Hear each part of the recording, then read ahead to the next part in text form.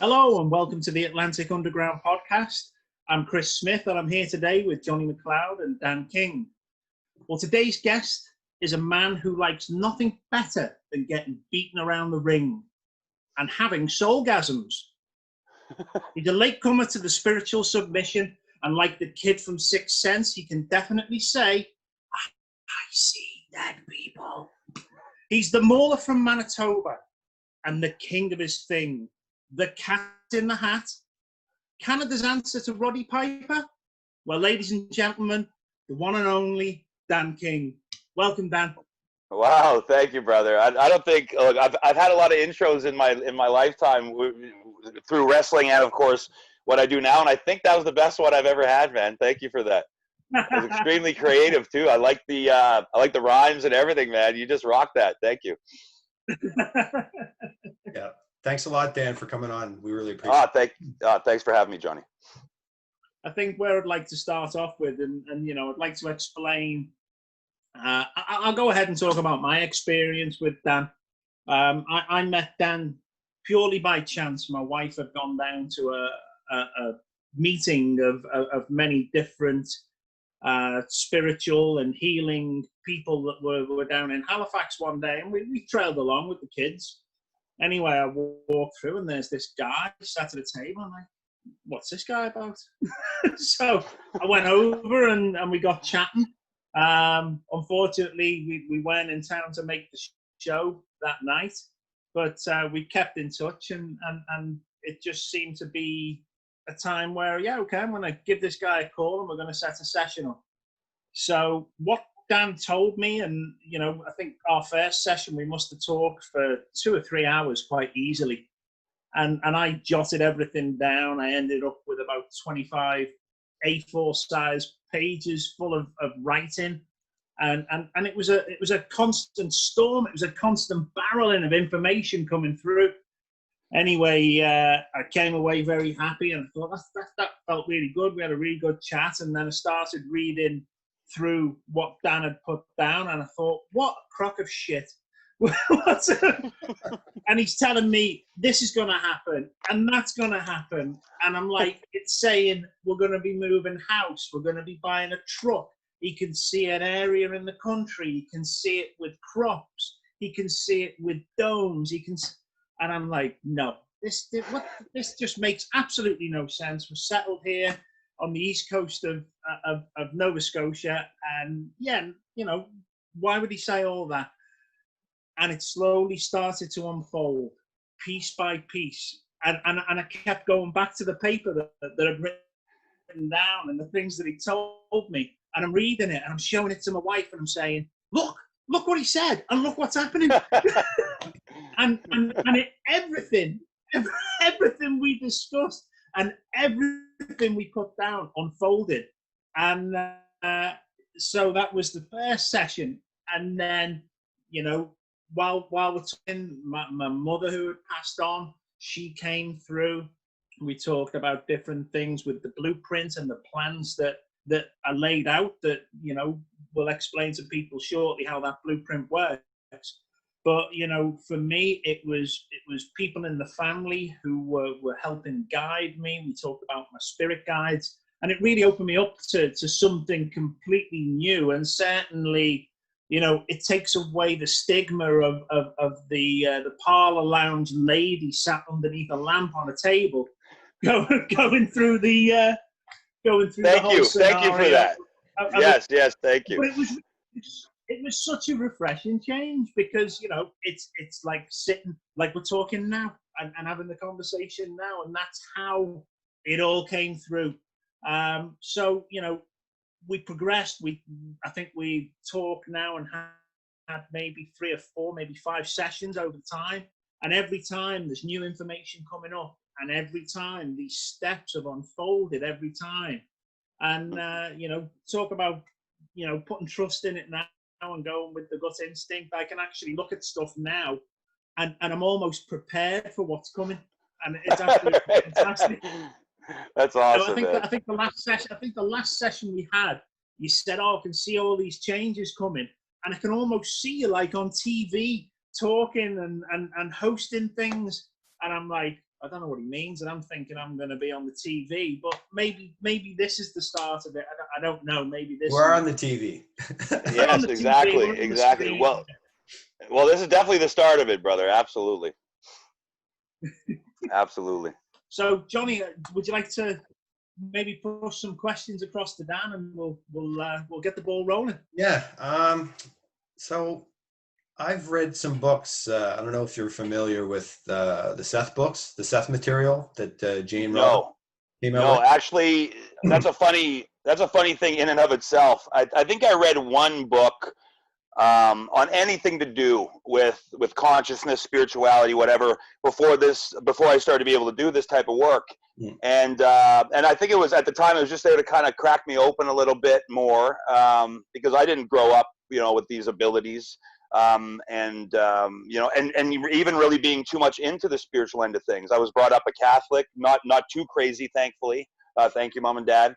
But that was what I was kind of brought up in, but I always had an open mind, and then this just started to happen to me in 2006, I believe it was. But my point about the books is that once this started to be able to happen to me, it's almost like I wasn't allowed to read anything else further. And then later on down the line, I would come to realize that was because I was meant to just be a pure conduit, not be influenced by any other people's teachings. Thankfully, along the way, I run into other people's quotes, at least. So, and what I loved about that, it was, number one, it made me realize that I wasn't crazy. And more importantly, made me realize that what I was experiencing and the information I was receiving intuitively was absolutely real. But anyway, no, I haven't read that book because I'm not really allowed to, I don't think so.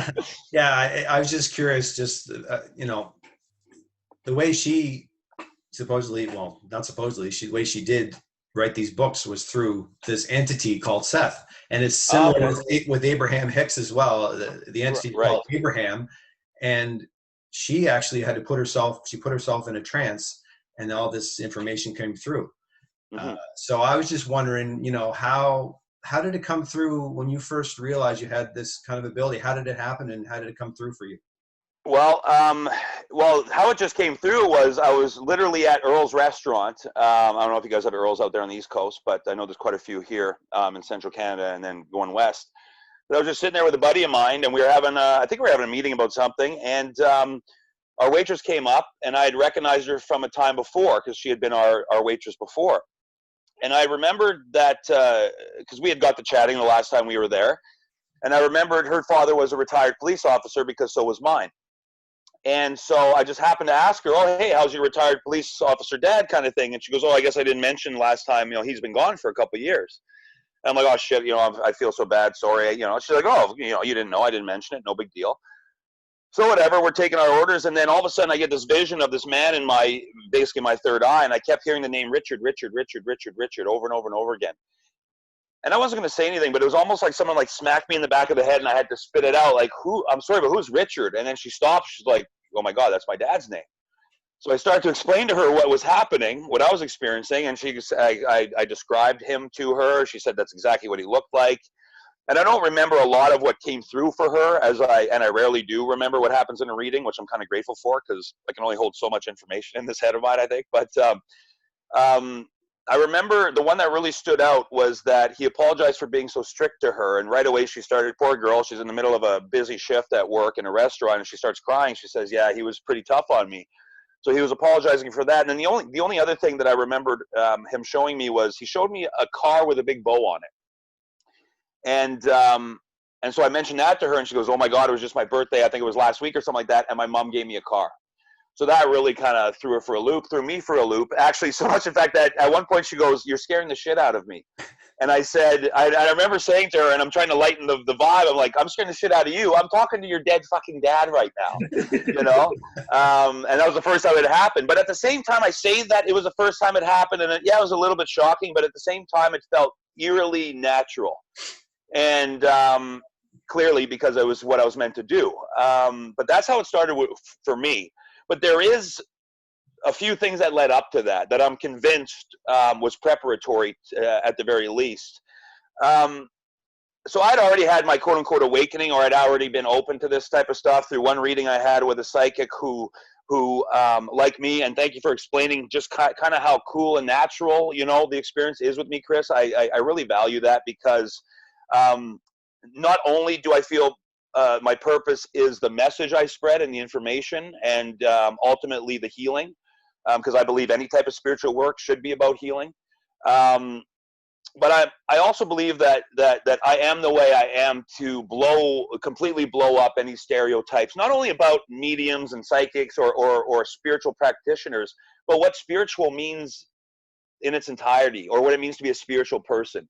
I've been doing this work for over 10 years now, and so many people, they're shocked when they meet me in person. They expect some white robe and some beads around my neck, and here I am having a cigarette and saying the word fuck, So I really love that you felt that, number one, from your experience, because I really pride myself in that, in kind of hopefully opening up more people up to spirituality, people that typically wouldn't kind of open up because they've only seen the airy-fairy, or the, like you say, the stereotypical kind of, crystal ball chandelier ear wearing, weird looking ladies, right, in like a carnival tent. So hopefully I've done that already and made it more mainstream. I truly feel, at least as part of my goal, to make this more mainstream, simply because everybody deserves and needs to know this stuff. But what led up to that was, and again, I didn't grow up with this stuff. I had this one reading from a psychic that blew me away, and she was just a regular lady. She didn't have some spiritual stuff set up even in her office. She was into real estate, and we had the reading in her office in her home, and she blew me away. And I had gotten readings before over the years, but nothing like this, man. And I walked out of that house that day with something switched on inside of me, and I just needed to know more about this. So I read that one book, which was The Other Side and Back by Sylvia Browne, because at the time I was experiencing a lot of paranormal stuff around me, and that was, of course, my family members at the time, as I was awakening to this, just showing their support and letting them know that this stuff is real and that I am being watched over. And then a year or two after I had been open to this stuff, I got pulled to this place called Angel Valley in Sedona, Arizona. And it was completely synchronistic. Everywhere I went, I was hearing about this bloody place. And it's not like it's Disney World where everybody knows about it, right? It's a very niche type of situation. So I'm like, okay, universe, I get the sign, I'm going to go. And I was in a relationship at the time, and I'm like, to my girlfriend at the time, I'm like, sorry, I just got to do this. And she was pretty cool about it, I think. So I went by myself because I needed to.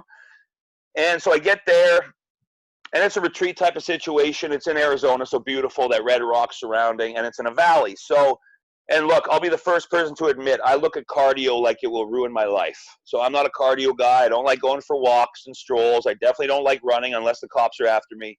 It's just not my thing. But there was this I shouldn't call it a mountain, but it was a big enough damn hill, okay?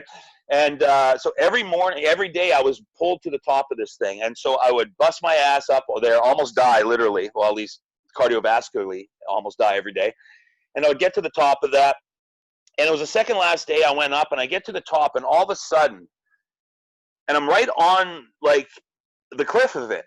Like, right, because that was my favorite spot. I go up to the top, there's this cliff, and you can literally see the whole property. It was immaculately beautiful.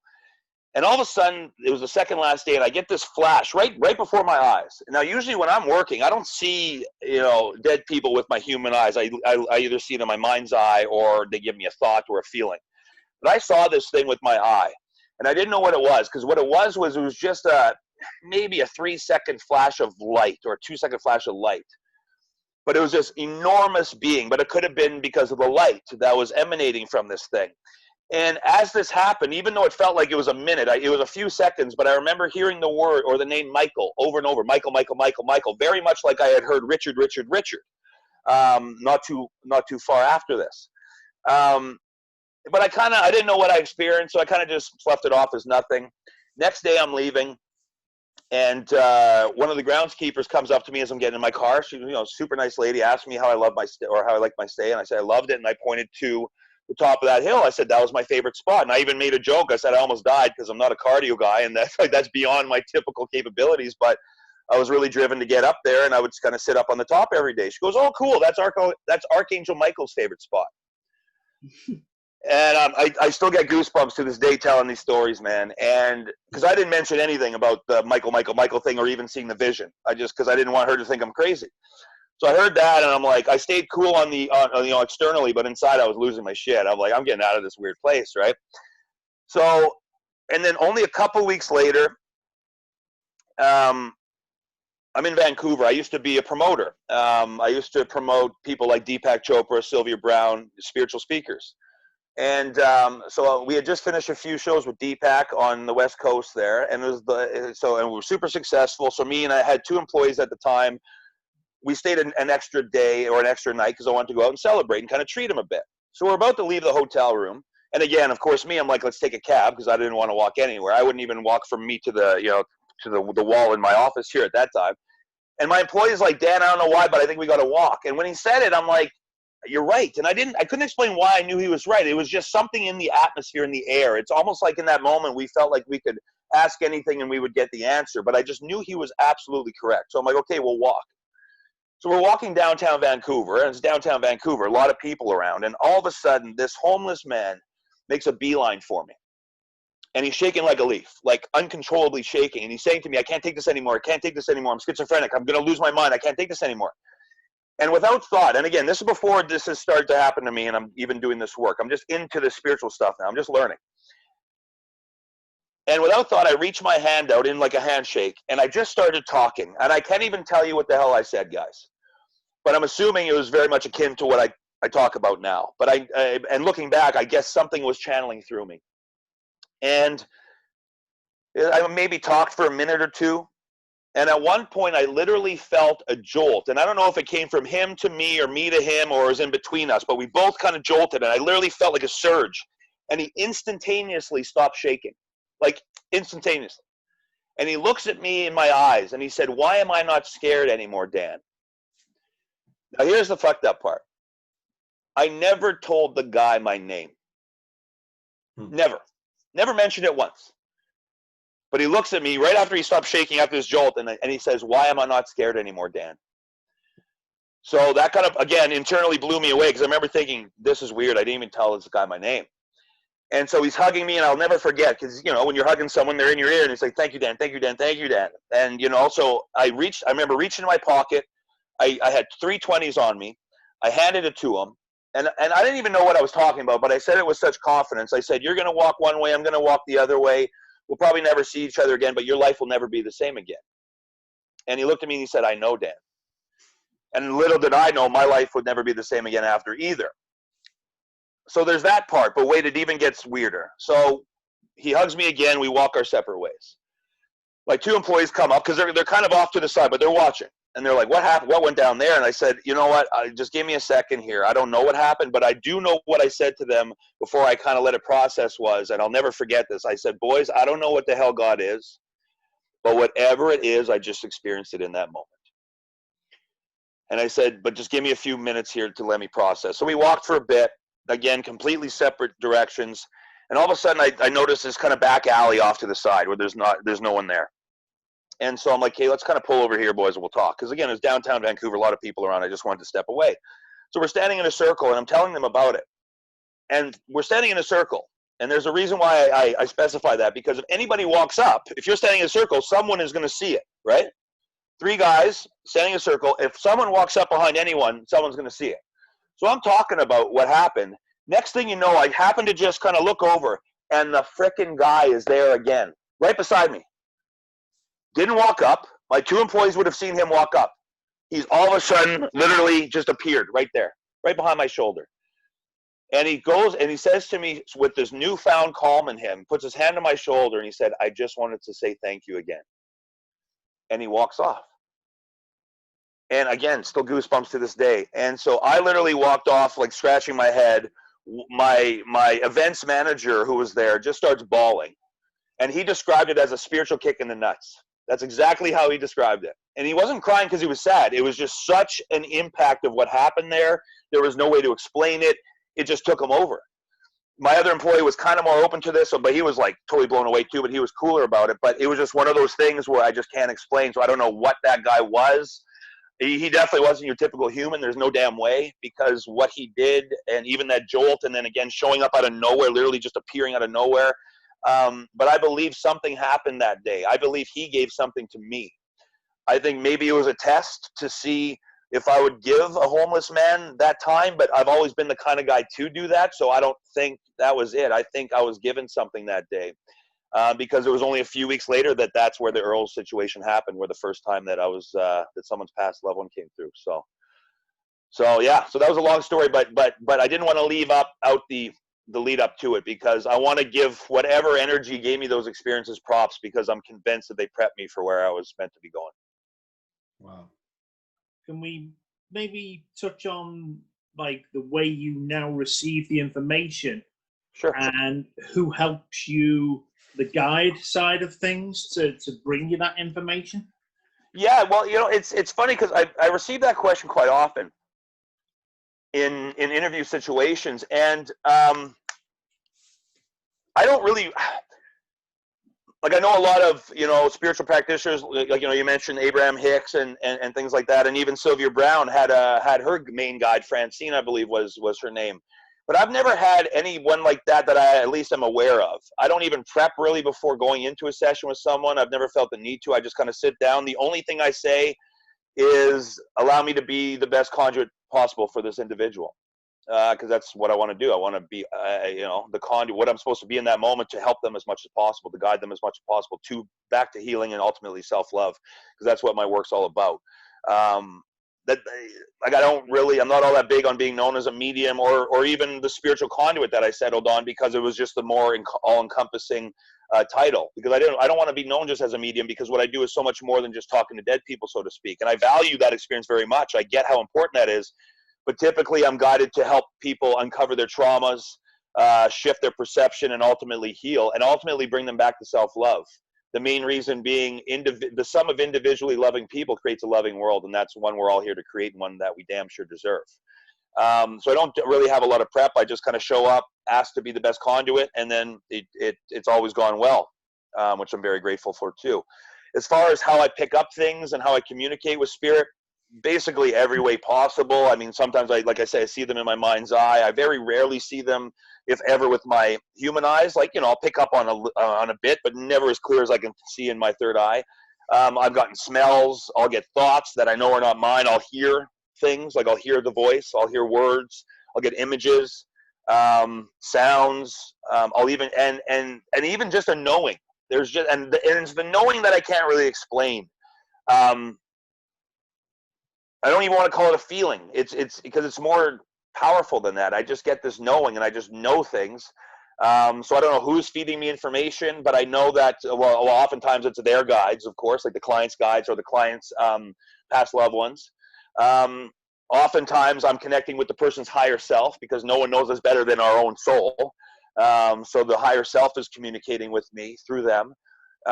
So there's a lot of ways, and one thing for sure, spirit will always know how to get through to somebody. And I think that's important for everybody to know, whether you do this type of work or not. But if you're open to it, I hear so many people say, okay, well, spirit's going to communicate with me. What should I look for? Don't look for shit, because as soon as you start getting attached to how it's going to come, you're going to miss it. Trust me, God, the universe, spirit, whatever name you want to give to the infinite intelligence behind all of this, knows exactly how to fucking get to you. And they always will when it's your time. Everybody has their own alarm clock set for their wake-up call. And there's a lot happening now. There's been a lot always happening. But, it comes in waves. And those who have already been into this stuff, we came first to kind of get in first, to get our feet wet, to, I feel, to kind of show the way for others that are coming in these next future waves. We're in the middle of a huge wave right now. Thanks to the elite who are getting so terrible at doing what they're doing, and Stevie Wonder could see what's fucking going on. But there's a lot of people awakening through just smelling the immense scent of bullshit that's out there right now. But there's a lot of ways to awaken, and we're all here to be different. But the same at the same time, the same being, we're all the same damn thing at the end of the day, which is spirit. And we're all in this thing together. We're just all wearing different uniforms. It's just a meat suit, isn't it? That's right, brother. That's what I love to call it, just a damn meat suit. What do they say? I think it's I've heard it said we're spiritual beings having a human experience. Is that Absolutely. right? Yeah, that's it, man. Yep. I'd like to ask you. I've heard, I've seen you in previous podcasts, and I've heard you talk about the ego. And Yeah. I think you said something like the ego is our biggest obstacle, and it's our greatest teacher. Yeah, it's our only obstacle. Yeah. Or sorry, And the our only greatest obstacle teacher. and greatest teacher. Yeah. Yeah, I was just wondering maybe if you could elaborate on that a little bit. Wow, yeah, this might take up the rest of the show if I start going on tangents, but hey, you know, and I should apologize in advance. I've already gone on a few tangents, but I just trust what needs to be said, so hopefully you guys don't mind. We trust. Yeah, the ego, and thank you for asking about that, Johnny, because it's too often an overlooked thing. I've even seen a lot of spiritual teachers, very mainstream spiritual teachers, very popular out there, and they don't really touch on it enough. Because as far as I'm concerned, it is the real only problem in this world, and I'm going to explain that. So first of all, what the ego is, just for anybody watching that might not know, it's the part of us that's basically the human part of us. So it's a part of us that believes in the human experience. It believes that and it runs off of fear. So it believes that we're separate from one another, that our life comes to an end, that we can run out of, that someone is better off than us, or we can be better off than somebody else. It fears that kind of equality. It needs to feel better because it's been made to feel so shitty about itself. It's basically anything under the umbrella of fear, but that's its ultimate fuel is fear, and which is therefore the opposite to who and what we truly are, which is the soul, and that the main fuel of the soul is love, of course. But so, I mean, it sounds like the ego is a bad guy, but it's really not. It's actually, like you so perfectly said, Johnny, it's our greatest teacher as well. And not only our greatest teacher, but we literally need it to be existing here in the physical form. Without the ego, we wouldn't be perceptible to other beings because we would be in the high frequency of the soul, which most people can't detect or experience. So we need the ego. And the ego is, like I said, everything about the physical self. But the problem with the ego is that it has its own mind. It has its own belief structure, and it's unwavering because the ego is here to do its job, which is to distract and impede the soul. I think it's also important I mention that the soul creates the ego, because the peace of God that we really truly are, which is our soul, and I say peace of God because nothing is truly separate from God or the universe or whatever, like I said earlier, whatever or name you want to give to the intelligence behind life, the creative force, the creator of life. But we're not separate from it. Science has proven that nothing is separate from anything. If we had the right microscope, we're all just atoms and particles and energy just vibrating at different frequencies, translating into different forms. So who and what we truly are is that peace of God, and therefore that soul, who and what we truly are, cannot make mistakes. So that soul has chosen everything about your life. As that peace of God, it knows what you're here to do, what you're here to go through to grow and evolve. That's what we're all here for. And so it intricately chooses everything about the physical self, about the ego, because it's the ego that's going to create those experiences that the soul came here to have. The ego is the vehicle for the soul to navigate through this soul school, as I like to call it. That's what physical life is. That's what human life is. It's soul school. We've chosen a whole bunch of obstacles to go through for the purpose of ascension, meaning ascending vibrationally, coming back to our source vibration, which is God, which is more importantly, ultimately love. So the soul creates everything about your human self, knowing it's everything about your human self that will create the experiences you came here to have in order to learn the way you came here to learn, and therefore grow the way you came here to grow, and ultimately impact this world the way that you came here to impact it. But again, the problem with the ego is that it has its own mindset and its own beliefs, and it gives in to the illusion. It gives in to the bullshit that we've been spouted through religion, government, pop culture, and the media since day one. Big Pharma, of course, in there too, but I kind of call Big Pharma in there with government and media because it's all run by that shit anyways. And marketed, of course, by the media. So it gives into all of that because that's what it knows. It knows the illusion and the illusion only. It relates to fear and fear only. That's why the ego, that's why all of us, until we wake up to something further or something higher, we all give into the fear that's perpetuated through the media. We all give into the fear that we're not good enough that's perpetuated through pop culture. We all give into the fear of if we don't obey and do what we're told, we're in big trouble. That's perpetuated by the government. And we're definitely all fearful until we wake up to the bullshit put through to religion that God is going to punish us for all eternity if we don't follow 10 fucked up, very rigid rules. You know, and so, and not so much that the Ten Commandments are the real problem. It's all the other indoctrination and all the other rules that come in there out of religion. So the ego eats that all up. Whereas the soul knows that's all bullshit. The soul knows you are exactly who you're supposed to be. You have everything you need at all times, and that you are who you are, and perfectly so. And that you have every reason to love yourself just as you are right now. It doesn't matter what moment it is. You're always okay. You're always worthy. You're always enough. The ego doesn't buy that, because the ego always needs something more, because the ego is never enough. The ego always is striving to be loved. Why? Because one of the number one weapons of the ego is that it strives for its own validation, its own self-worth outside of itself. It externalizes everything. That's why so many people live unfulfilled lives, because they're looking outside of them to make themselves happy, and that's never going to fucking work. Right. It's just never going to work. Nor is it supposed to be. It just doesn't work that way. Your peace and joy and and your happiness is inside of you, just like God is, because your soul is a piece of God. So the ego's job is to distract us from our highest path by tricking us into believing what the ego believes. Its main job is to get in the way of the soul, to impede the soul's highest path. But that's why it's our greatest teacher, because it teaches us that whole time who we are not. And that's its greatest job. That's its greatest gift to us. Because oftentimes in life, especially this human experience, it's not until we realize what we don't like or who we aren't that we realize what we do like or who we are. Relationships is a perfect example. How many relationships do we have to go through until we get to, quote unquote, the one? Right? You got to go through a lot of different experiences to bounce yourself off of, to find out who you're not, what you don't like, that kind of thing, until you find out who you are. That's essentially what the ego provides. And the beautiful thing about the ego is in the beginning stage of the life, it's kind of our protector. Let's just say if we all showed up like our soul, it would be very hard to be accepted. Because we just wouldn't be fitting into the box of this human conditioning. So the ego is kind of like our buffer in the beginning of that, in that sense. It's good to be fearful of some things. For example, we should be fearful of running into traffic, but we shouldn't be fearful about expressing ourselves. And so that's where the ego starts to harm us. It gives us the basic kind of fight or flight that we need to not run into a fucking car, but then it takes over and it doesn't let us run into our purpose, or tries to stop us from running into our purpose. And that's where the awakening process comes into play, where something happens in our life and things start to just click and we start to see things in a different way. And again, like I said earlier, we all have our alarm clock in that sense set to different times. Essentially that's what the ego is. It's our biggest enemy because it takes us away from ourselves, but at the same time, it's our greatest teacher because it's teaching us who we're not. Forcing us eventually, if we want to have any type of decent ass happy life or joyful life or peaceful life, it forces us towards finding out who we truly are.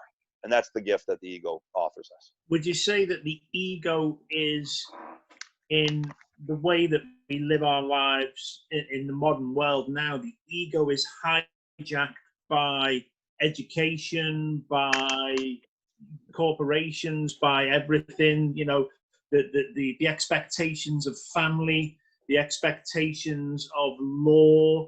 Do you think the Absolutely. ego is hijacked and programmed to be what it's not meant to be? And that's why there's such that battle of what you truly knows to be right against this, and I think the awakening part of that for a lot of people is where they kind of set, they see through the shit and they say, things aren't right. But why isn't it right? And it's very difficult for a lot of people to take a few steps back and start undoing everything they have been programmed to know, everything that's in there, and literally say, no, I need to take this and throw it away because it's not serving me. Yeah, absolutely. I mean, you said it so perfectly there alone. I don't really think I need to add much to that, but that's essentially what it is that, we come here with the ego, and the ego is going to have its tendencies. But the people that run this world and therefore run the major authorities in this world, again, those to me are religion, government, pop culture, and media. Those are the four major influences. Because if you influence generations, you don't have to worry about, too much, because those generations are going to influence their next generation. So, you know what I mean? You catch one generation and it's just going to be the cycle of the blind leading the blind, so to speak. But yeah, the ego is completely hijacked in that sense, because the ego is not a bad thing. Again, the ego is a necessary thing for this human experience. So it's not a bad thing at all. It's just about remembering that there's an observer, a soul, a consciousness underneath or behind all of this physicality, and that ideally you become awakened to the true you, which is that consciousness, which is that soul, and that soul runs your vehicle. Otherwise, you know, until we awaken, the vehicle is driving itself. And think about that in a practical way. If you put a brick on your gas pedal and let it run without you in it, it's not going to go good, right?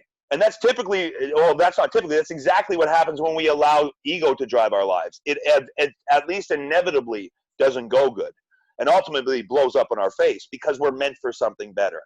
And that's what needs to happen oftentimes. You know, that's why, like, most people have to hit rock bottom before they're awakening, because they have to get so entrenched in the darkness, so to speak. And when I say darkness, I don't mean evil, just the lower frequencies. And all of it has a part in creation.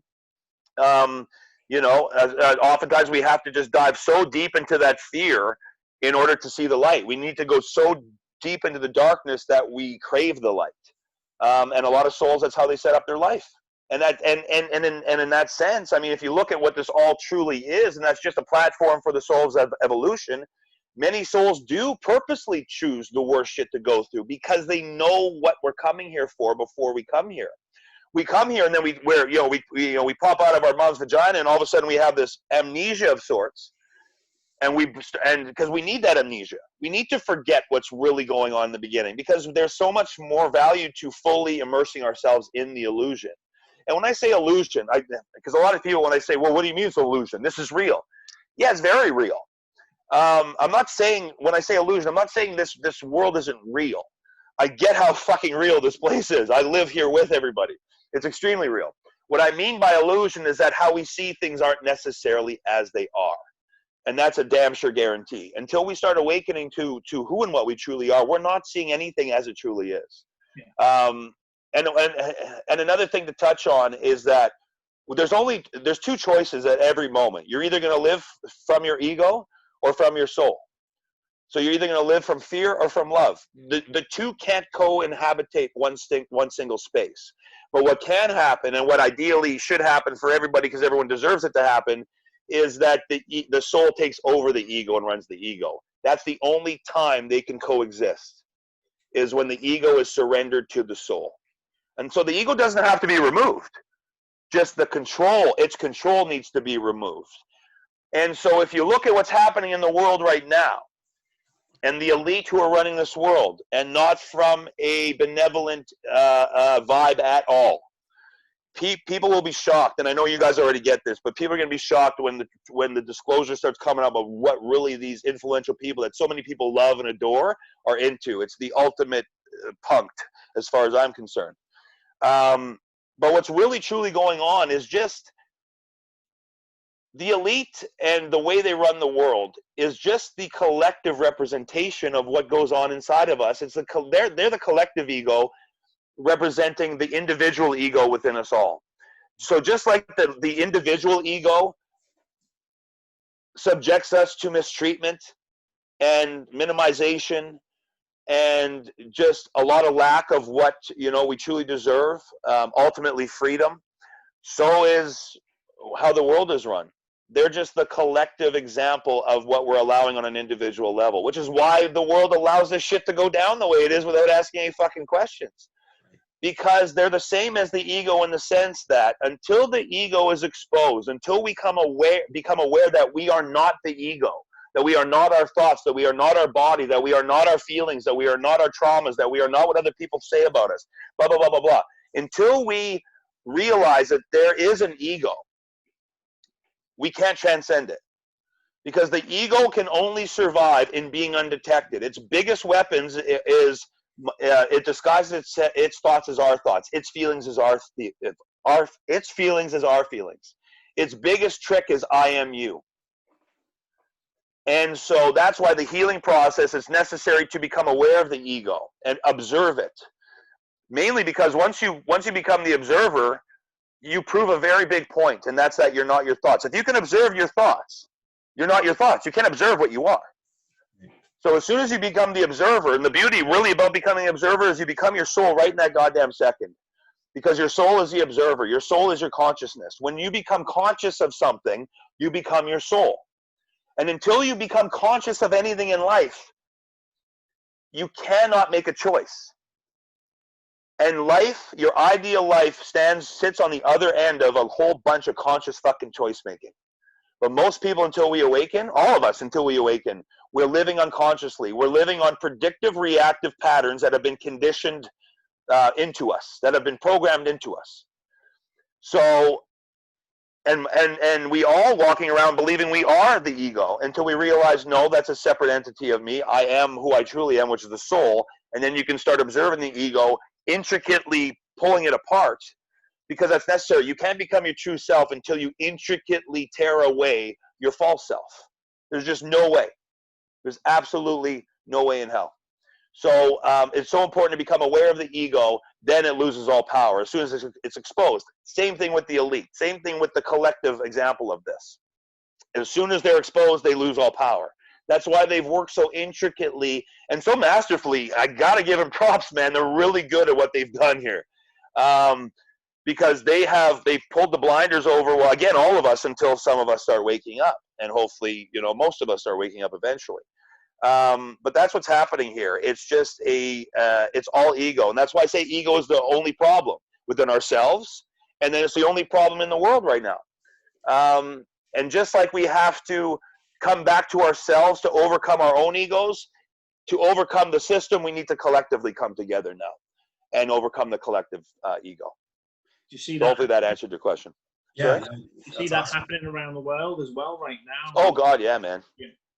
Yeah, so much good is coming out of this. And don't get me wrong, it is a shit show, but so much good is coming out of it. And it's necessary. Again, how many times have we in our individual lives had to go through some crazy shit to grow and evolve and to drop things that aren't serving us anymore, right? That's what's happening with humanity right now. Because at the end of the day, we're all just one damn thing anyway. That's right. So yeah, I talk about collective, but at the same time, it's just one entity going through this in the illusion of separation. Yeah. Do you feel that mindfulness and meditation are a good tool to kind of bring us back to our original self and to try to shed that ego? Do you find that? I know I've tried to do meditation and mindfulness. It's like you said earlier, though. I think you said something. It all starts from within. It's internal, not external, and the internal creates the external. So maybe touch on that maybe for a second. Yeah, well, great question again, Johnny. And I would have to say, no, it's not a great tool. I say it's more than a tool. I say it's like air. It's a necessity. Yeah. Especially the mindfulness. Meditation, some people don't vibe with it, or they do it in a different way, because there's different ways to meditate. I mean, if you're paying attention to your thoughts every day and making sure no bullshit's going in there, and just making sure you're feeding it with high frequency thoughts, that's a form of meditating too. Right. A lot of people are adverse to and it's because it's how it's been presented again on the mainstream too. It hasn't been made to look like it's the coolest, most exciting thing to do in the world, right? But there's a lot of ways to meditate. But mindfulness is essential, because again, until you realize what's going on in here, until you start observing what's going on in here, you're not going to know, and therefore you're not going to do anything with it. You're definitely not going to start choosing what to put in there. You're just going to keep living on that repetitive, predictive, reactive way of living, that unconscious way of living. So mindfulness is absolutely the first step in all of it. Anything I teach people, because you come to me for a reading or a session, and I'm going to go with whoever comes through, and give the messages you're supposed to hear that day. But if you want to really heal yourself, then I have a practical kind of method that I bring people through. And step one is become aware of your thoughts. Because it's so important. Everybody's life is dictated by how they think. Creation is dictated by thought. Creation, everything in creation, this phone, the laptop you're using, this phone I'm using, the door behind you, it's all a form of thought. It's all a form of consciousness. Because everything that exists in life at one point was a formless idea. Right? Including us. We were a concept in spirit, and then we were manifested into physical form to bring out and play out that purpose, because we're all here for a purpose. But yes, mindfulness, key. Meditation is a bonus. But either way, if you're mindful, you're meditating, as far as I'm concerned. If you're aware of your thoughts and you're choosing what to put in there, you're meditating. But I would suggest that people actually meditate too. is just a very calming, therapeutic kind of deal, man. You know, and I don't even like meditating because I'm not good at sitting down anywhere for like 5 minutes. Then never mind 10 or 20. So for example, when I do it, sometimes I put music on in the background, and I don't sit and I don't do like the Om thing or anything like that. And whatever floats your boat, do it. But I just lay down. And sometimes I put just, and when I say music, I don't mean meditative music. I'll put some Tupac on or whatever, or some Bob Marley or Elvis or whatever I'm vibing that day. And but I will put on a song that inspires me, you know, that gives me a good vibe. But then I just either focus on that song, or I just have it in the background. I just focus on my third eye, or just focus on a certain thought that I know will make me feel good.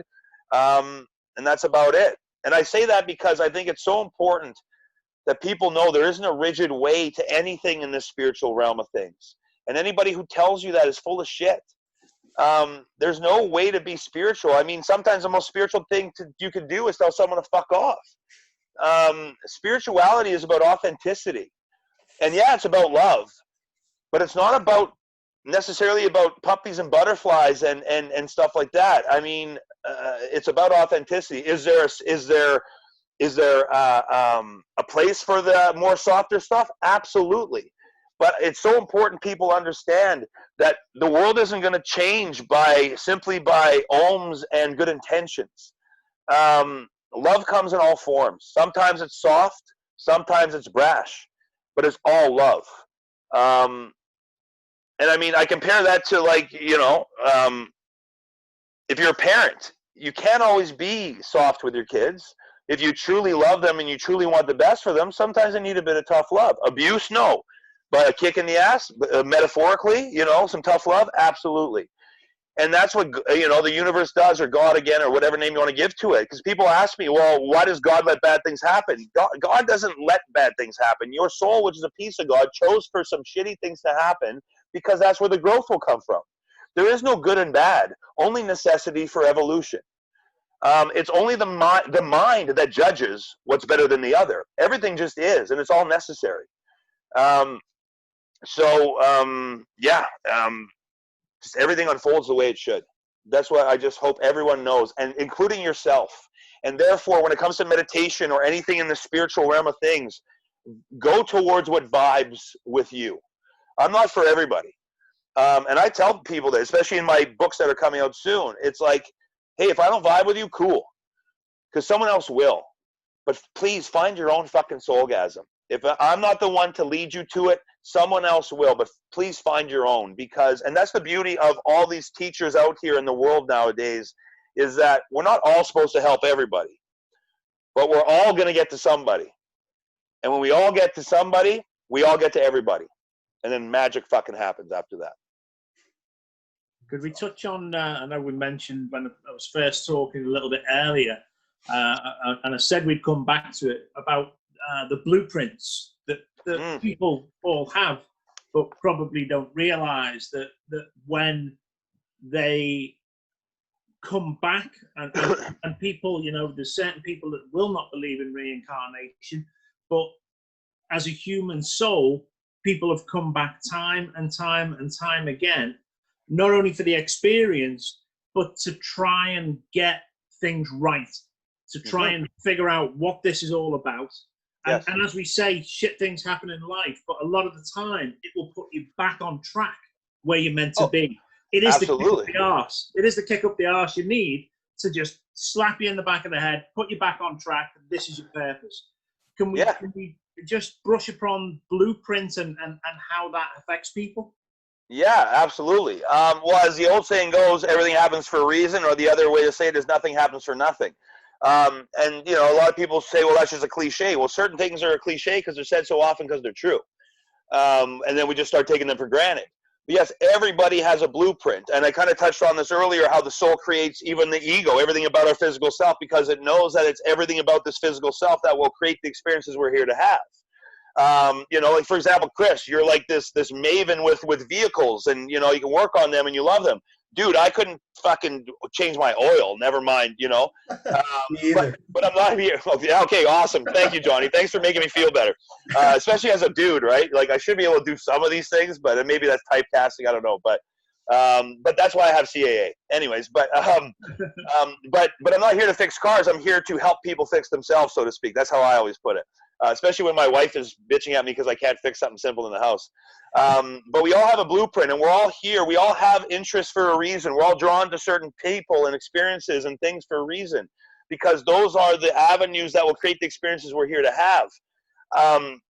Chris, you touched on again how I mentioned that, you know, so it's oftentimes shit has to go down for us to be put on our path. Well, I can use myself as a perfect example. When I was in my early 20s, I was working for a sales company, and just an employee there like anybody else. Well, I was a manager, but just an employee there like anybody else. I'd been hired far after the company had started. And one day, all of a sudden, I'm arrested for fraud over $5,000 for working for this company. Wrongfully arrested, mind you, but arrested nonetheless. They dropped the charges and everything, blah, blah, blah, because it was all bullshit. But that tore my life down so quickly. It tore away all I knew of physicality and of what I thought was my life, and it opened me up, and that's when I started to experience these paranormal things, which led me to wanting to go see the psychic when it came into my reality. I didn't go look for this woman. She was just brought up in a conversation that I had with someone. I went and saw her, and yeah, it literally changed my life. But had I not, if it wasn't for that wrongful arrest, I probably would have just continued to do business type stuff. You know, but that literally forced me onto my path, and there's been no turning back since, and nor should there be. You know, some people, I mean, and this is another good point to bring up too, and I'm really glad you brought up the blueprint thing, because everyone really needs to know that there is such thing, and that because when you know there's a blueprint, it right there that alleviates some fear. Because I think the uncertainty is what really gets a lot of us, and naturally so. And the ego hates the unknown, because in the unknown is infinite possibilities. The ego loves the known because at least it knows, and it can control that, and it can identify it. The ego is all about identity. It needs to identify itself. It needs to identify everything. It even needed to identify God. That's why we have this mass perceived idea of God as a white dude above the fucking clouds judging everybody, because all we knew was ourselves. So we created this humanistic God, not for God, so God feels understood, so that we feel like we fucking understand God. But it's all bullshit. It's not a guy. It's not a glorified Santa Claus who's judging everybody, some on the naughty list, some on the nice list. Some get to heaven, some get to hell. It's not what that is at all. It's literally an omnipresent consciousness in everything. It is everything. That's what God is. And that's why you don't need a God who's going to punish you after. Because you're going to face yourself after your own life, and you're not going to send yourself to hell. There's no such thing. This is as bad as it gets, this plane of existence. And trust me, it's run by the devil more than people know. But it's just this omnipresent thing that is all love at the end of the day. And it always knows what it's doing. And it's always bringing us towards our greatest good, including the shitty situations that we go through. Because oftentimes, those are the things that you, like you so well said, Chris, puts us back on, or puts us on our path. Because that's how growth happens here. I mean, if you think of a seed and what it has to push through, the darkness and the dirt and the mud and the muck it has to push through in order to blossom into what it's here to be. Well, that's what we have to go through as humans. And everybody has a blueprint. Everybody has certain things you just can't avoid.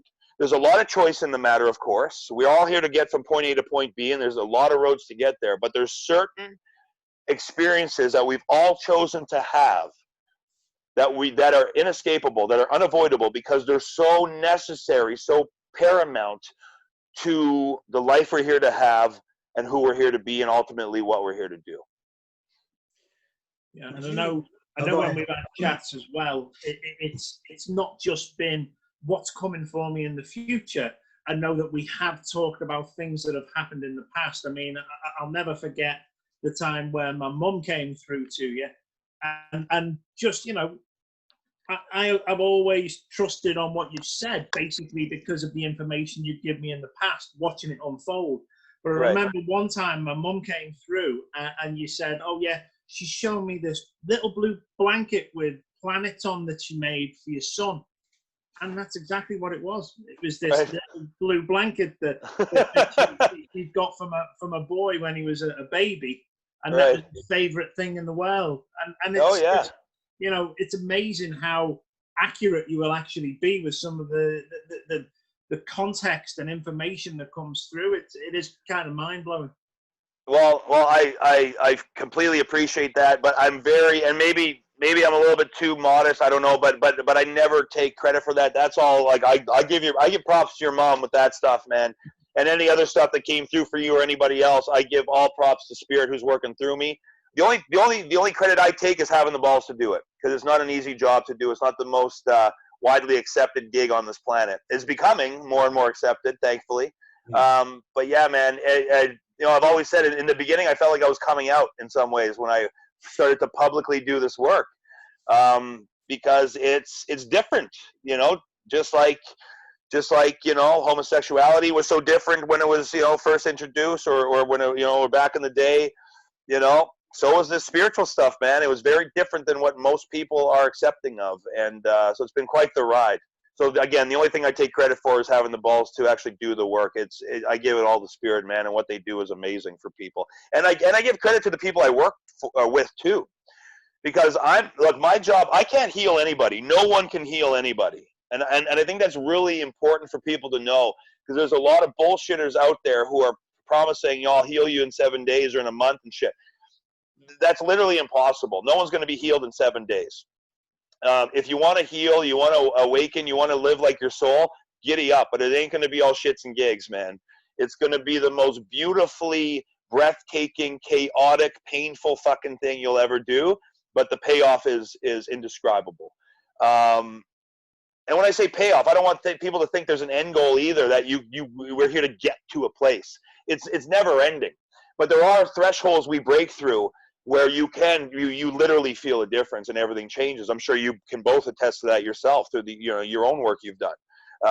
So yeah, I give so much credit to the people I work for, because they really do the work. You've done the work, Chris. Spirit works through me and gives the guidance, but you've jumped on it when it showed up.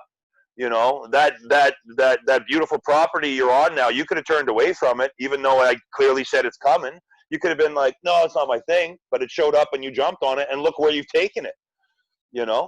So I give credit to everybody. I give credit to myself too, but I give more the onus to Spirit and to the people who actually take my advice and do the work, because I know it's not easy to do the work. It's so not. I think once people are open to it, and I think once people are accepting of it, as all possibility that it is, that their lives change in such a fantastic manner that I can only say an abundance of what is best for you comes through. That's the only way I can describe it. Well, thank you. And because that's literally how I describe it to people. And they ask, well, what happens in a session? I say, well, if loved ones are around and stuff, yeah, they'll come through. But we'll very likely, if not always, get into something deeper than that. But it'll always be what you need to hear at this point in your life to live the best life possible. Always.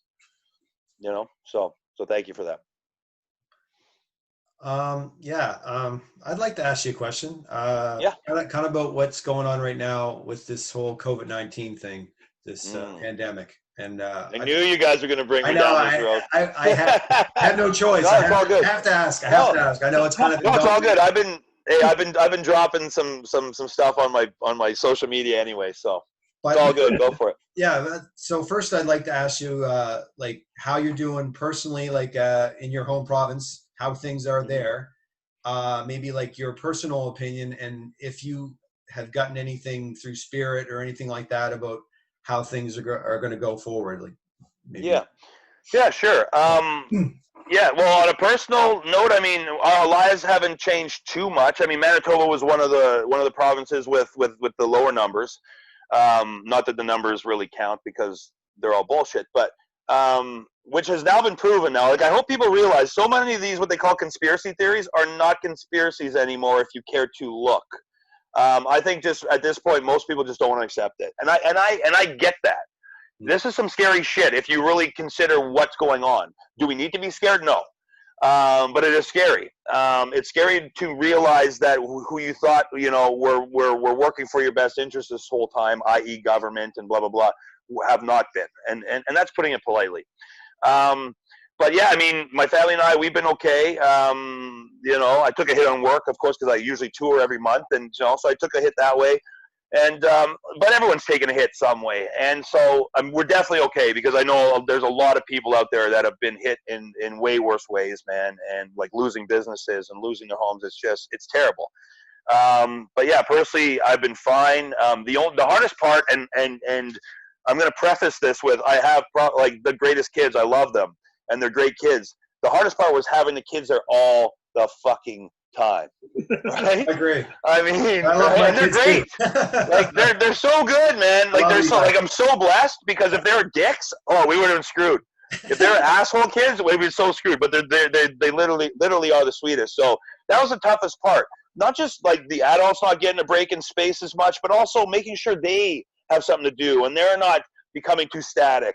And you know that they're still evolving and having fun in life, which we accomplished. I mean, we live in the country, so we're lucky we have a little bit more space than some might. But and the timing with weather-wise was a gift too, because thankfully it was like mid-March, and then even here in Winnipeg, where it's, you know, we get some of the worst winters, the weather started to be a bit more decent. So yeah, we've been we've more than survived, that's for sure. My take on it, is there a virus? Sure. Have we been told the truth about it? Fuck no. And I'm sorry if anyone out there thinks that and depends on the mainstream media for the official truth, you're batshit crazy at this point. At this point, ignorance is a choice. There's too much information out there, and you know, and I get, you know, the cognitive dissonance. I get it. I get the attachment to the way things are, and why you don't want to imagine maybe that this really is some you know, not so good agendas behind all of this stuff, and that we're being completely punked and fooled, and have been for a very long time.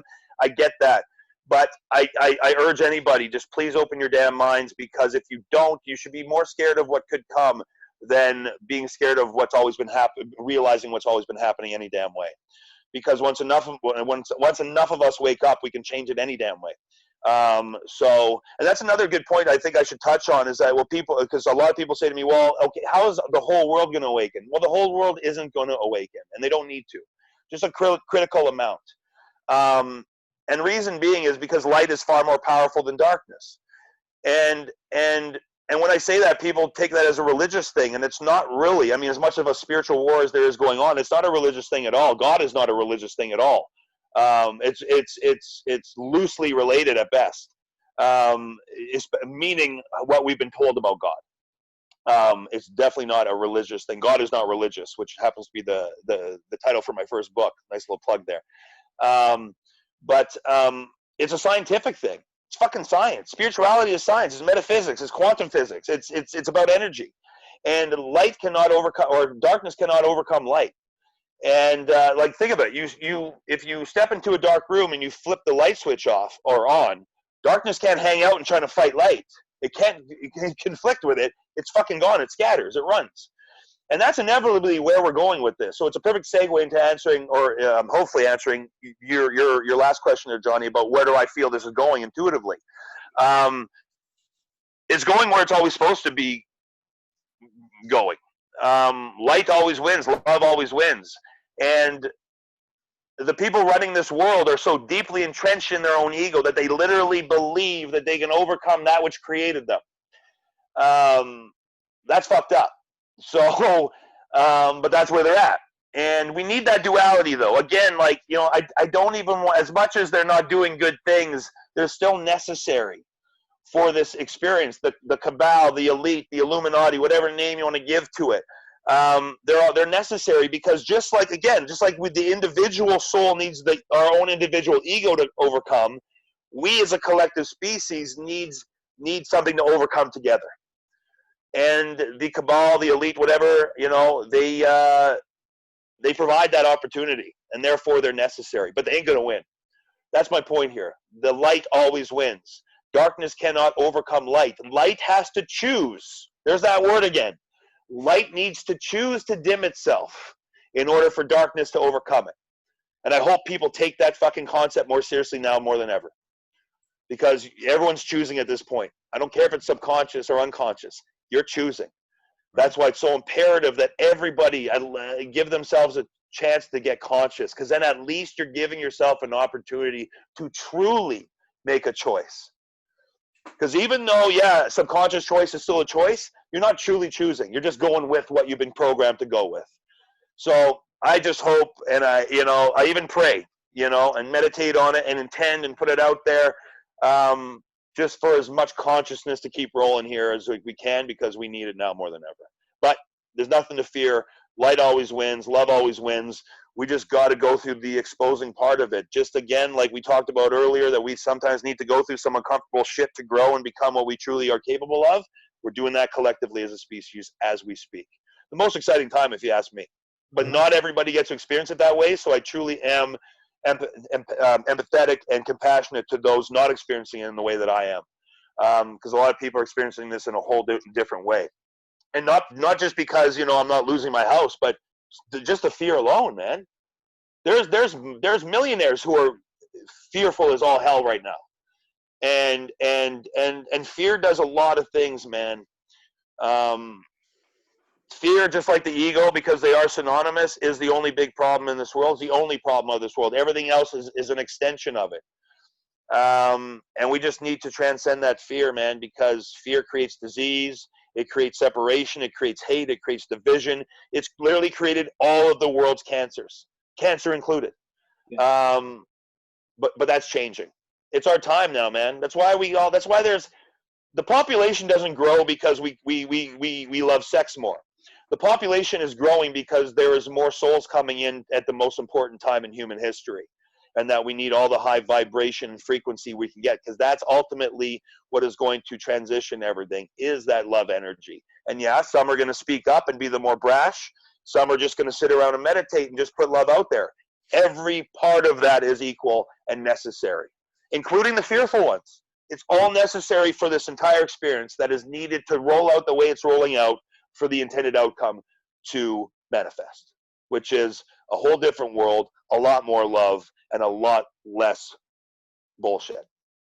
Let's talk about the book while we've got you on. Let's talk about your upcoming book, the title of it, and how the book came about to be, and maybe if we could kind of give an outline on what the book is going to give to people. Sure, yeah. Well, it's a book series, so it's called the Soulgasm series. The first one, it's a 3-part, and then there's a bonus book called Soulgasm Quickies. Quickies is basically just the random thoughts, or channeled thoughts I've had over the years, and essentially that's how the entire book series came to be. It's a mix of the downloads, as I like to call it, that I've gotten from Spirit over the years, mixed with my personal experiences that have proven how true they are. And that's the beauty about this shit that I teach. There's no theology here. This isn't theory. It's proven in everybody's life, if you care to look. Yeah, my life has proven it. Your life has proven it. Any single human being's life has proven what are in my books. But they unfold in three parts. And because I'm using and I thank Spirit for the name Soulgasm as well, because I don't think I could have come up with that on my own. But I was guided to split up into 3 parts, and I've always liked packaging things in a cool way. So what also came to me was that the 3 parts will be called, and again, remember the name Soulgasm, so I'll play on sex here a bit. The 3 parts are foreplay, penetration, and climax. So foreplay, the first book, is entitled God Isn't Religious. And essentially what that is I lay the channeled foundation. So again, all the information in there is channeled, and then I have a few personal anecdotes that prove to me. The Archangel Michael one is a perfect example of that, because I didn't believe in any of that shit before that happened to me. I was open to it maybe, but I didn't believe it was true necessarily. So, but essentially, and even the subtitle for God Isn't Religious is what life is, who we are, what we're here for, and how we can do something about it. Okay, so I just kind of lay the foundation, what human existence is, what God is, and definitely what God is not. I spend a lot of time taking away people from what God is not, because again, until we realize what's been bullshit the whole time, we're going to confuse it with truth. So that first book is really about exposing the bullshit we've been taught about God. That's why it's called God Isn't Religious, because it most certainly is not. And again, so I lay down what God is, what God isn't, who and what we truly are. So the soul, I talk a lot about the scientific proof of that, the energetic end of things. But I like to think it's in a very laid back, simple to understand, and cool as fuck way, man, that gets people's attention. The second book, Penetration, is called Deliver Us from Ego. So I completely strip the ego and expose the hell out of it and all its wicked ways, all its weapons of self-obstruction, as I like to call them. Basically, and the subtitle for Deliver Us from Ego is exposing the false self and the lies we live by. So, because again, until we expose the ego, we don't know it's there, it's going to run us, okay? And then the third book, the last book, Climax, is entitled The Second Coming. And in that book, I more focus on giving people what to do with the information that the first two books gives you. So it's the more practical day-to-day exercises, how to heal your trauma, how to connect with your soul, how to live your highest purpose, how to love yourself, how to be, your maximum version, how to stay away from toxic people and situations, how to stop, allowing yourself to be mistreated, how to break certain cycles you don't want in your life. It's all the practical guidance on it's the how-to, I guess, for lack of a better term. But I also touch on that the second coming is already happening. So Jesus ain't coming back. He doesn't need to. He was never intended to. He never said he was. What he said about the second coming is that the Christ is coming back, and Christ is in all of us. And it's Christ consciousness is what he was talking about, or what it's talking about, and it's ultimately love. Christ taught the same shit that Buddha did, that Muhammad did, that all these spiritual icons did. They were all teachers of love. Not one of them was a Christian or a Buddhist or a Muslim. They're all teachers of love. And so I touch on that a lot. The second coming is already happening. It's about awakening the spirit in ourselves and bringing it into the physical world and changing the world with it. So that's the book series. And I have announced the date of 11/11/2020 to drop the first book. But as the old saying goes, if you want to make God laugh, make plans. So we'll see if that's in line with my blueprint or not. But currently, 11/11, here we come. Yeah, because I know when we spoke in the past, I mean, the book you were going to release a long time ago. Oh, God. Oh, dude. There's been so many release dates. Like, it's crazy. Like, whoa, there's more information we need to give you first. Oh, and that's exactly what it was. And it's like, but now that first book for sure is good. The second book I'm just editing, so it's written. I'm just going through the fun part of editing, sarcasm included or intended. It's not fun at all. And then the third book, Climax, I've got it all there. I just got to put it together. So I still have time to add new stuff if there's still more as it comes. But because ideally, I'd like to have all three ready for everybody. Because people read at their own pace, they grow at their own pace, they shift they heal at their own pace. You know what I mean? So I don't want to have just the first book out and someone's ready to go to 2 and 3 right away and they have to wait a year, So I'm going to at least have the first 2 done for 11/11. I'm pretty confident I'll have them all done. And then away we go. And then let's start some shit here and heal some lives. What about your events, Dan? Is there any timetable on when you're going to be out on the road again or anything like that? Well, because of the current situation, it's a little iffy. I mean, I know that things are loosening up a lot, but people's fears aren't necessarily. So I'm trying to respect where everyone's at with everything. I was forced to do online stuff through this thing, that was a long-term plan for me anyway. It just became short-term. Again, that old saying, you want to make God laugh, make plans. So it didn't go according to my plan, but it worked out very well. So I'm doing online stuff more now anyway, and I'm planning on to do some bigger stuff.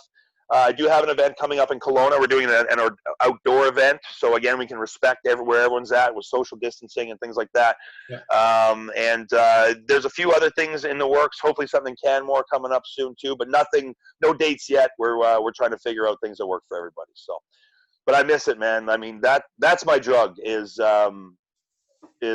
just, I love doing online stuff because it's energy, it's spirit. So it transcends any type of borders or any type of physicality. Doing a reading with me online or via phone works the same as in person. But for me in person, especially in front of a crowd, it's just you're feeding off of that energy. You're feeling all the multiple shifts happening in that one evening, in that one moment. And you just feel the love too, right? And we all love that love. So I miss that. I miss everybody in that sense. But something will be coming soon enough. Something will be. I mean, I can't, and I've always said I can't highly I always highly recommend what you do and say just based on the experience that I've had, and I keep coming back when I feel ready for some information to come through. And for me, it's a time that seems right. People that are watching this podcast now, they're going to want to probably reach out to you, and they're probably going to want to experience literally what I'm saying is life changing for you. But how do people get in touch with you, Dan? How do people reach out and make these appointments to have a chat with you and discover a whole new life for themselves? Well, thank you so much, man. You're too kind, and I appreciate everything. Well, first of all, they can go to my website, mysoulgasm.com. I am creating a brand new website, so there's very minimal stuff on there right now. But for booking a session, it's a simple form you fill out. I get an email, or my assistant gets an email, and we'll contact you and set you up. Of course, my social media outlets, so Dan King Soulgasm on Facebook, and Dan King Soulgasm at Dan King Soulgasm on Instagram and Twitter as well. And you can just message me on there, and someone will definitely get back to you. Yeah, no. Okay. I say people don't know what they're missing out on until they do this.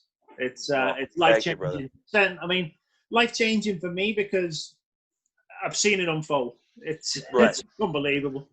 Right. Well, and you know, it's life changing for me, especially when I have long term clients like yourself, and especially especially when they become friends too. I as you know, I consider you a brother now. But it's life changing for me too to see the work unfold in others, because I've always said, look, I know what I know, but I damn sure don't know anything, and even what I know, I'm still always working on in myself in terms of what I teach. And so I'm always learning when I'm working with an individual, not only through the information that comes through for them based on their own life and their experiences, but also to see how it plays out for them when they actually use the advice and the guidance and it works. Because then I'm like, oh shit, I'm going to use that for myself, kind of thing, right? I mean, we're always evolving. We're always growing together.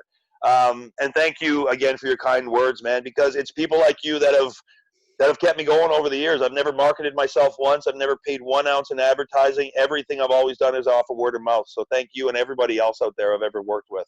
I'm infinitely grateful to you all. So thank you. And thank you both, Chris and Johnny, for having me on your show, man. I really appreciate it. Yeah, and it's not expensive. This is the thing. It's not expensive. It's not, you're not going to go and blow the budget on it. What you go out and spend for a meal with the family out in a nice restaurant, it would give you, I know we've talked for hours. Man. Well, well, that's a great point, because and even relative to what a lot of other people out there, especially mediums, especially the high profile ones, there's some of them they charge like $800 for 20 minutes and stuff, and I've never believed in that. I believe in accessibility. I believe in, I got to make a living, and I got to value what I do and what I give people, but I want to help as many people as possible. So, I feel I price myself pretty damn reasonable. A lot of people tell me I should charge more, but I'm very happy where I'm at. The rest of it, I'll get to the rest of people that I might not get to one-on-one, because I can't get everyone on one-on-one. I wish I could, but there's only so many hours in these days here on this plane of existence. But that's where the books come into play. That's where the videos come into play. That's where the new website comes into play. The online courses. I'm going to be offering my Soulgasm Intensive course on this new website too. So a lot of really cool stuff coming. It's time for the global launch, 11/11. Here we go, man. Here we go. And that number synonymous with my life as it is. Yes, a lot of us, I think. It's always popping up. Now, yeah. I was just going to say, Johnny, are we able to, in the links or on the website or on the Facebook page, put some links in for Dan and for people to find and to direct to him? Absolutely, yeah, we'll do that on the YouTube channel as well. So cool, we'll share your links, and people can get out, reach out to you and get some valuable information and some, Awesome, man. I appreciate you both. Thank you so much. Yeah, I think that's probably a good way to wrap it up, guys. But Dan, I can't thank you enough. I really appreciate you coming on with us and giving us a lot of good information here today. And we'll definitely be talking to you going forward for sure. Awesome. Look forward to being on here again. Thanks again for the opportunity, guys. And Thank you anyone very else? much. Sorry? Thank you very much, sir. Oh, my pleasure, boys. And you know what? If I could just add one more thing for your viewers, if I could sum up one thing that everyone needs to hear right now, it's something that the awesome dude on my shirt here said one day, and that was that every little thing is going to be all right. I think just everybody needs to know that right now. Every little thing will be. So much love to everybody. Peace, love, and soulgasm. Thank you again, guys. Agreed. Thank you very much. So yeah, we're going to wrap it up, and remember to love one another and question everything. And that's a wrap. Thanks a lot, buddy. Cheers. Thank you. Cheers. Thank you, guys. Thanks, Chris. Cheers, mate.